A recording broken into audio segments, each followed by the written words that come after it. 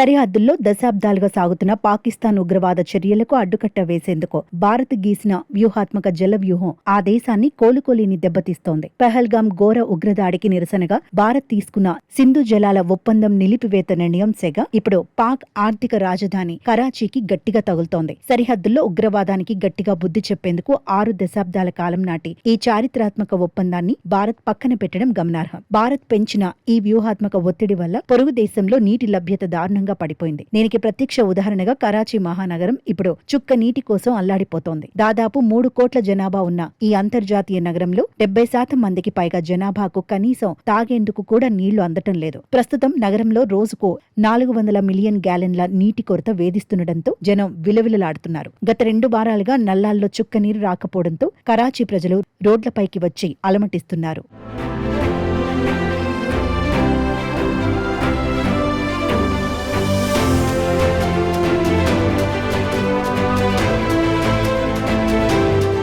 ప్రభుత్వ నీటి సరఫరా వ్యవస్థ పూర్తిగా కుప్పకూలడంతో కరాచీ నగరంలో ఇప్పుడు వాటర్ మాఫియా యథేచ్ఛగా రాజ్యమేలుతోంది. ఇక్కడి సామాన్య ప్రజలు తమ తాగునీటి అవసరాల కోసం ప్రైవేట్ వాటర్ ట్యాంకర్లపైనే పూర్తిగా ఆధారపడాల్సిన దుస్థితి ఏర్పడింది. ఈ తీవ్రమైన సంక్షోభాన్ని ఆసరాగా చేసుకుని అక్రమ నిర్వాహకులు రేట్లను ఇష్టారాజ్యంగా పెంచేసి ప్రజలను దారుణంగా దోచుకుంటున్నారు. వేసవి ఎండలు విపరీతంగా మండిపోతున్న వేళ కరాచీ ప్రజలకు ఈ ప్రైవేట్ వాటర్ ట్యాంకర్లు కొనుగోలు చేయటం ఆర్థికంగా పెనుభారంగా మారింది. ఈ ఊహించని నీటి సంక్షోభం ప్రస్తుతం పాకిస్తాన్లో పెద్ద ఎత్తున రాజకీయ వివాదానికి దారితీసింది. సింధ్ ప్రావిన్స్ లో దాదాపు 20 ఏళ్లుగా నిరంతరాయంగా అధికారంలో ఉన్న కరాచీ నీటి సమస్యను పాక్ ప్రభుత్వం పరిష్కరించలేకపోయిందని ప్రతిపక్షాలు మండిపడుతున్నాయి.